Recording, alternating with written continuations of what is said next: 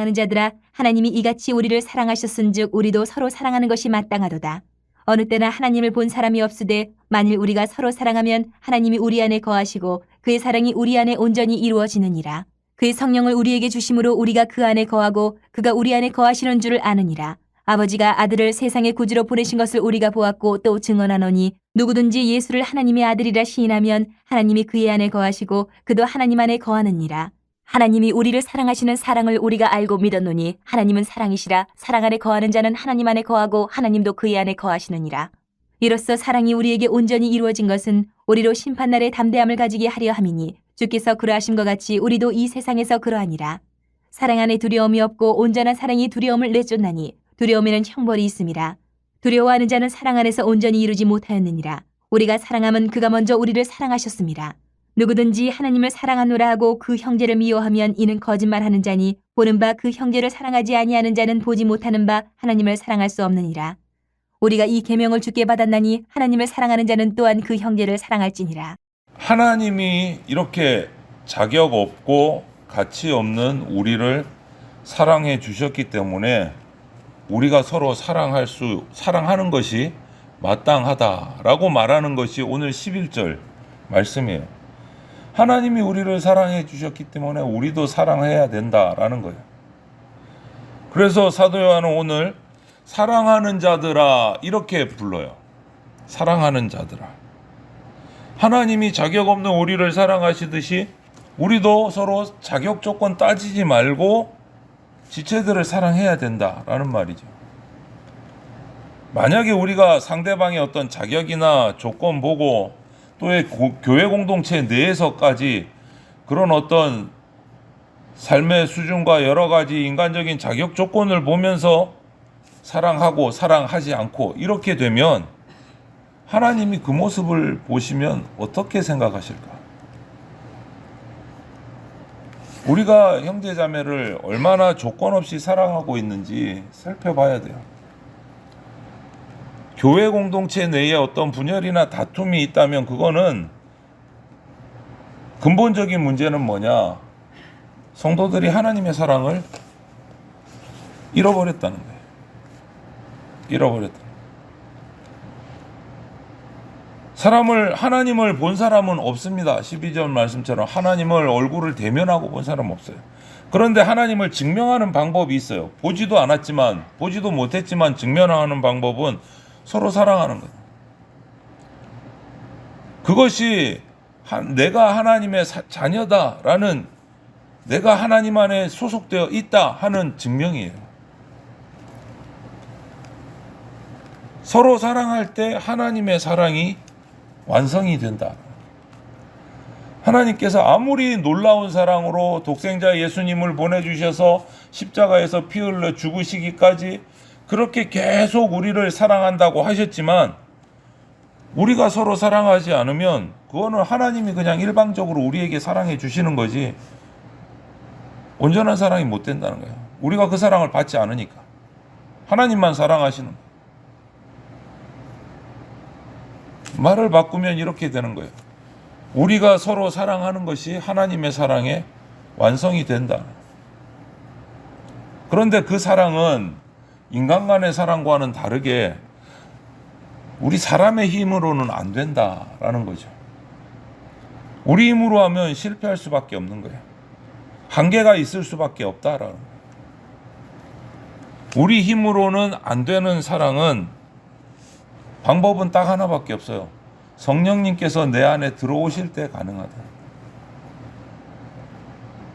성령님이 우리가 하나님 안에 있다는 것을 증명해 주신다는 거예요. 그때 우리가 하나님이 내 안에, 내가 하나님 안에 계시다는 것을 체험할 수 있게 된다. 그것이 13절 말씀이에요. 13절 말씀. 그의 성령을 우리에게 주심으로 우리가 그 안에 거하고 그가 우리 안에 거하시는 줄을 아느니라.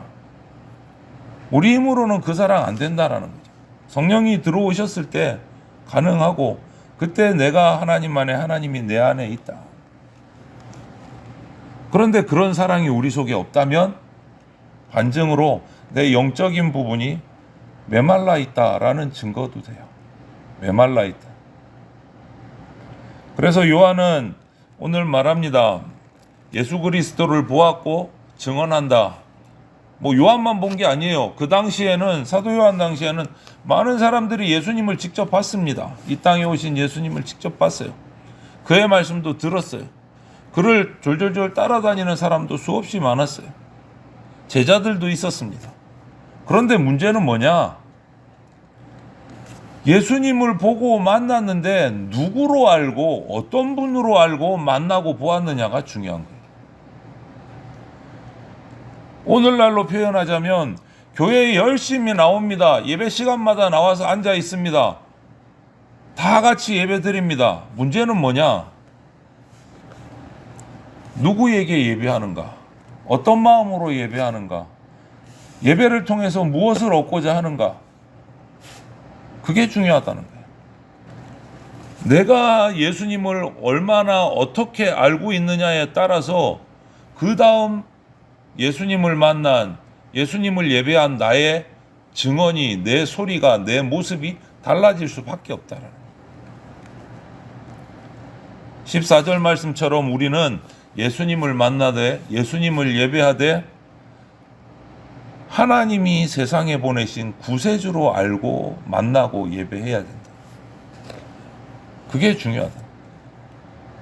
무엇보다 그분이 하나님의 아들이시다는 것을 고백하고 시인하고, 이것이 중요해요. 그 안에 하나님의 증거가 있다라는 거예요. 우리는 예수님이 구주이심을 알고 하나님의 아들이라는 것을 고백하는 오늘 특별히 성탄절이 돼야 돼요. 그냥 단순한 축제일이 아니다. 이 구원사역은 삼위일체 하나님이 모두 함께 이루어 가세요. 오늘 13절, 14절에서 16절까지 보면 이 하나님과의 사랑의 교제, 구원의 역사는 뭐 성부 하나님만, 성자 예수님만, 성령님만 이렇게 하시는 게 아니다. 삼위 하나님이 서로 함께 협력해서 이루어가는 것이 이 사랑의 교제, 구원이다라고 말하고 있어요. 우리는 하나님, 예수님, 성령님의 사랑과 역사를 통해서 더 깊은 사랑을 느끼게 되는 거예요. 그런 사랑이 있기 때문에 우리가 지금 존재하고 살아있다라는 거죠. 그리고 중요한 핵심은 17절에 보면 이로써 사랑이 우리에게 온전히 이루어진 것은 우리로 심판날에 담대함을 가지게 하려 함이니 주께서 그러하신 것 같이 우리도 세상에서 그러하니라. 이 말씀을 편하게 얘기하면 이렇게 되는 거죠. 하나님의 사랑은 부족하지도 않고 불완전하지도 않다. 온전하다. 온전하다. 우리는 그 사랑 덕분에 서로 사랑할 수 있다. 그리고 하나님 심판날에 서로 사랑한 자는 두려워하지 않고 담대히 설 수 있다. 나만 보면 부족하지만 삼위 하나님의 역사하심으로 하나님 사랑 안에 있기 때문에 온전해질 수 있다. 우리는 마지막 날까지 이 소망을 붙들고 하나님께 나가야 되고, 믿음의 경주를 끝까지 달리는 원동력은 하나님이 주신 이 사랑 때문에 달릴 수 있는 겁니다. 인간의 어떤 의지를 가지고 내가 사랑해야지 이래 가지고 가는 게 아니다라는 거예요.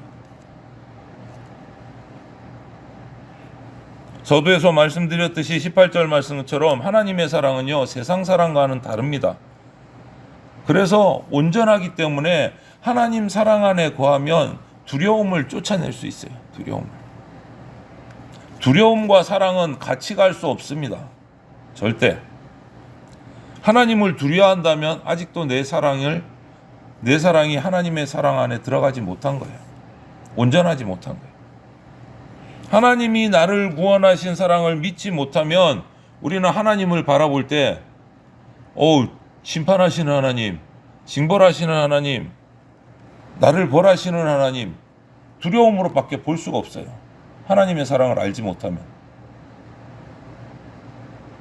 그렇게 하나님의 사랑을 신뢰하지 못하면 당연히 형제를 사랑할 수도 없어요. 경쟁 대상이에요.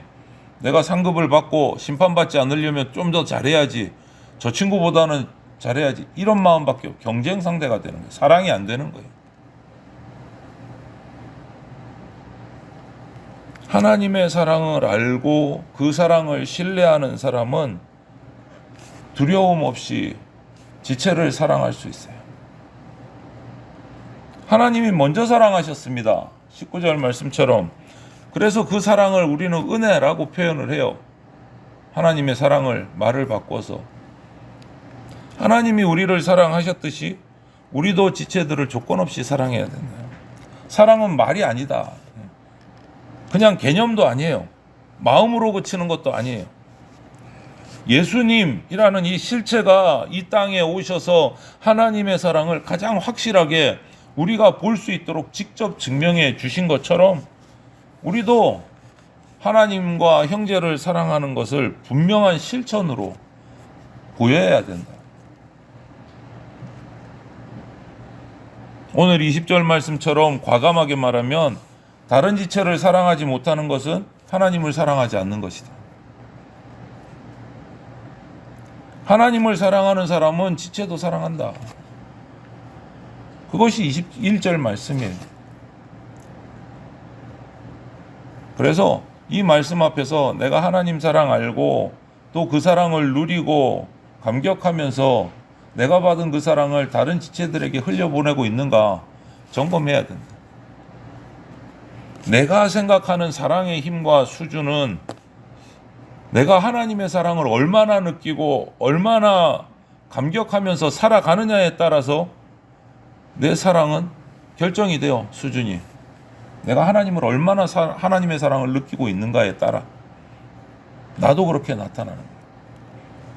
영화 가운데 소울서퍼라는 미국 영화가 있습니다. 세계적인 그 바다에서 타는 서핑보드 베서니 해밀턴이라는 여성의 실화인데요. 하와이 출신이에요. 13살에 주 예선에서 1등을 하고 미국의 대표적인 서퍼 선수가 됐는데 어느 날 바다에서 연습을 하다가 상어에게 물려서 팔을 하나 잃어버려요. 한쪽 팔을. 그러니까 서핑보드 위에서 더 이상 이제 균형을 못 잡으니까 이제 내 인생 끝났구나. 그 서퍼의 모든 자기의 그것을 걸었는데 너무너무 슬픔에 빠졌어요. 우울증이 왔어요. 팔을 하나 잃고 서핑 선수 생활도 할 수 없게 되고 그러던 중에 권유를 받아서 당시에 태국에 큰 쓰나미가 와서 어려움을 겪고 있는데 단기 선교를 갔습니다. 부모님들과 함께 단기 선교 교회 친구들과 단기 선교를 가서 거기서 그 엄청난 재난을 당한 어린아이들을 돕는 그 봉사를 하다가 한 난민 아이를 통해서 용기를 얻었어요. 다시 한번 도전해보자. 결국 이 사람은 그 도전을 통해서 세계에서 가장 뛰어난 서퍼 챔피언으로 섰어요. 팔이 하나 없음에도 불구하고. 그러면서 그가 고백한 말이 있어요. 주님은 주시며 주님은 찾으시니 내 안에 하는 말 주 찬양합니다. 찬송가를 불렀어요. 시상식장에서. 우리 4명 가운데 이런 찬양이 선포돼야 돼요. 사탄의 거짓말을 묵상하면 안 돼요. 아, 누가 이러더라. 그게 진짜인 것 같아. 아니요. 하나님의 사랑을 기억하고 느끼고 오늘 이 주인공 여인 서퍼처럼 선수처럼 찬양한 것을 또 우리가 선포해야 돼요. 고난이 있지만 그것이 끝은 아니다. 끝난 거 아니다. 하나님이 내 팔을 가져가셨지만 하나님이 내게 주신 것들이 아직 더 많이 남아있다. 아직 끝난 게 아니다. 다시 일어설 수 있다. 하나님은 결코 나를 버리지 않으신다. 여러분, 이 한 팔을 잃어버린 어린 소녀의 이 고백이 우리의 고백이 돼야 돼요. 사탄이 주는 그런 어떤 절망적인 자동적인 생각을 정면으로 말씀으로 맞서 싸워서 떨쳐내 버려야 돼요. 우리로 서로 사랑하게 하시는 삼위일체 하나님의 사랑으로 살아가야 돼요. 그래서 성탄절을 오늘 맞이하고 이 새벽 첫 예배 가운데, 성탄절의 첫 예배 가운데 이 말씀을 우리가 기억하면서 예수님이 사랑을 확증하시기 위해서 이 땅에 인간의 몸으로 오셨다.